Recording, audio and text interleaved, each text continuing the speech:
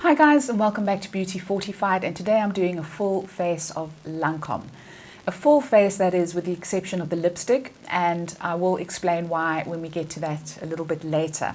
I recently picked up some Lancome products. I'm very excited about them. The one I have been coveting for the longest time, and it's one of their eyeshadow palettes, and it is in the shade range Bronze Absolute.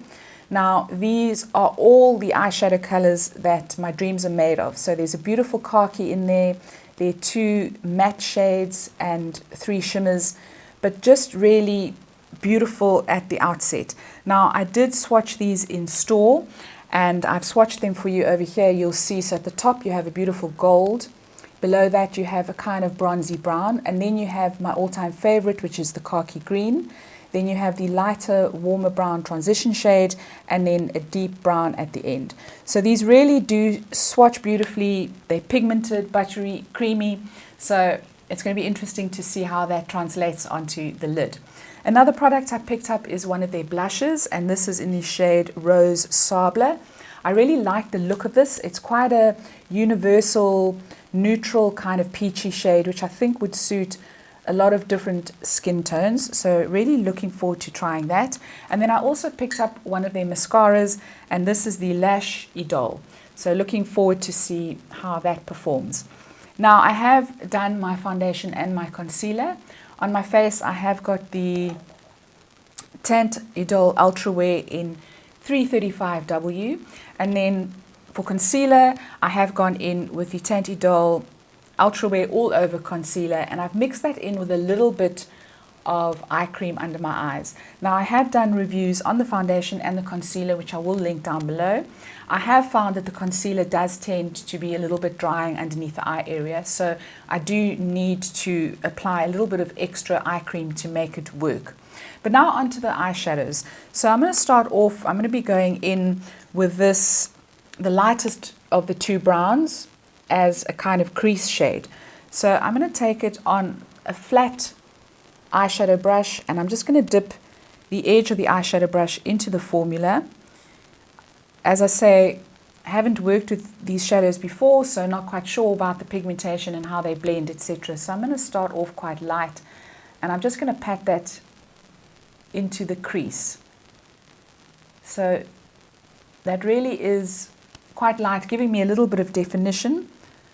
I'm just going to add a little bit more to that, and then I'm going to take a fluffy brush and I'm going to just blend that out, and it seems to be blending really beautifully.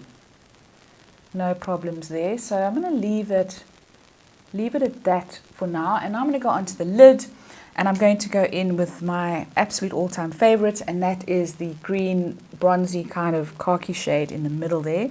Just absolutely love this shade, cannot get enough of it, and I get very excited when I find a potential formula that looks like it could really work. So just patting that onto a flat eyeshadow brush, and I'm going to take that onto the mobile lid, just in patting motions, and that really is everything I thought it would be. That's just absolutely beautiful.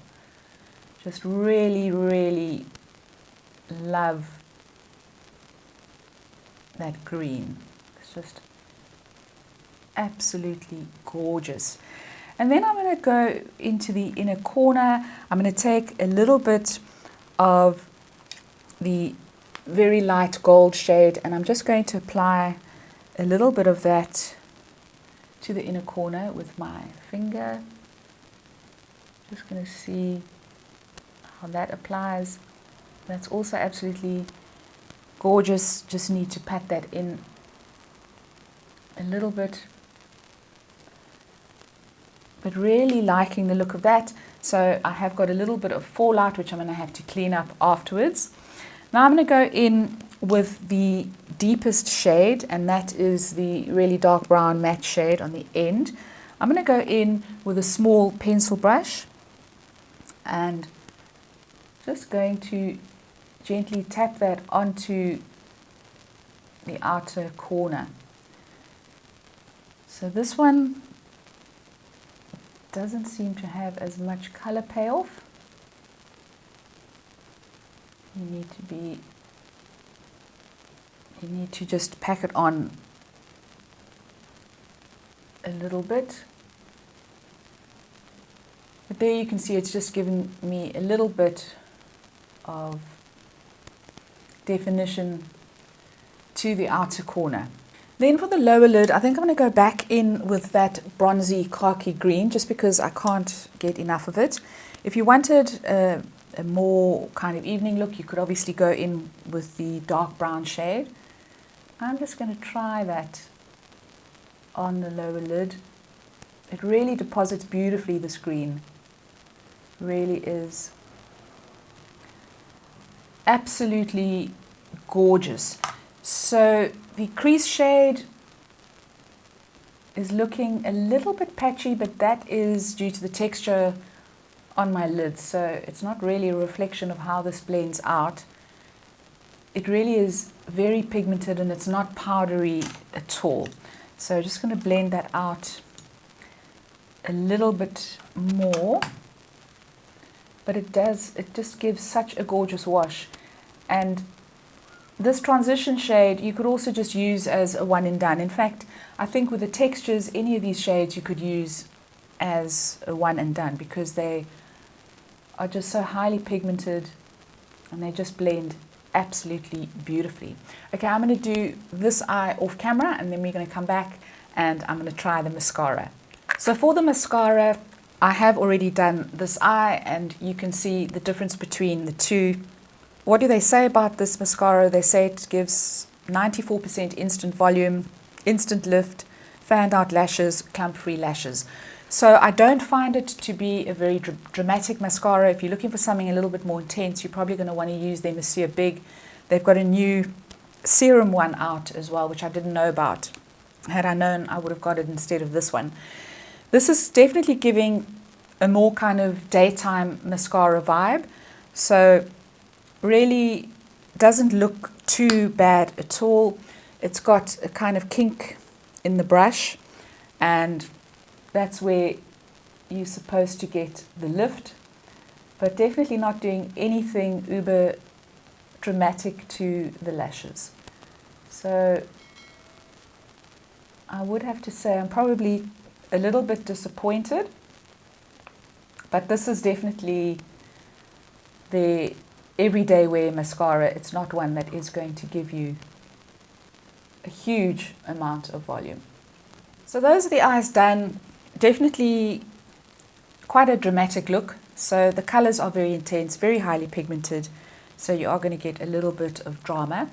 And now going on to the blush. So just going in with my Bobbi Brown blush brush, just tapping that into the product, tap off the excess, and then I'm just going to tap it on to the cheek. So this is a very subtle blush. It's pigmented, but at the same time the color is quite subtle.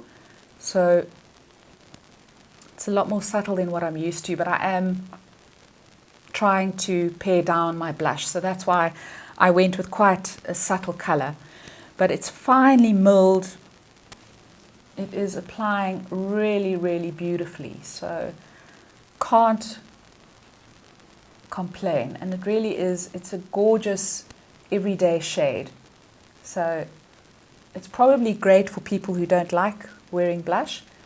They just want something that's very subtle. And the range is, of course, called Subtil for a reason, I guess. But there are, of course, other shades that are quite a lot darker and more vibrant.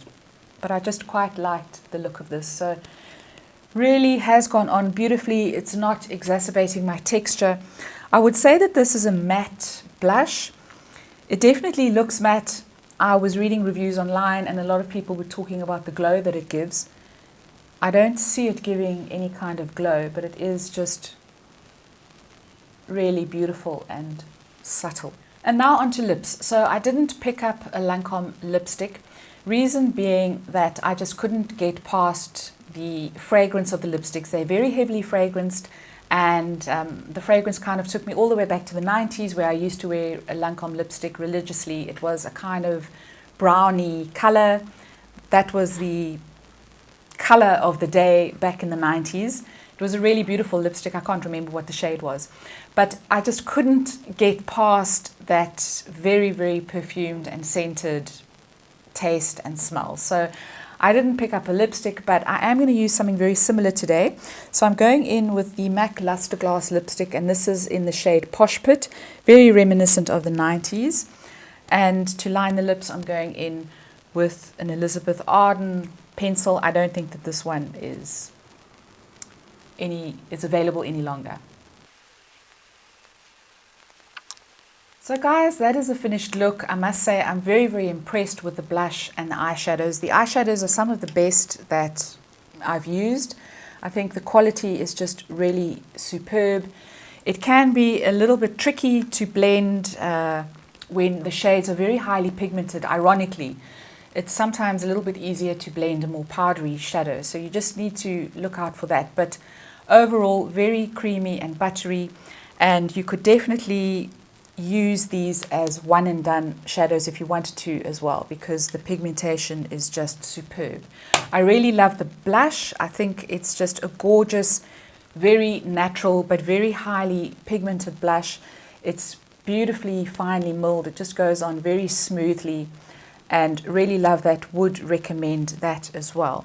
In terms of the mascara, I think this is a great one for an everyday mascara look, but not if you're looking for extreme volume and length. I think it's just a good kind of all-rounder, something that you might find work appropriate, and just a great everyday mascara.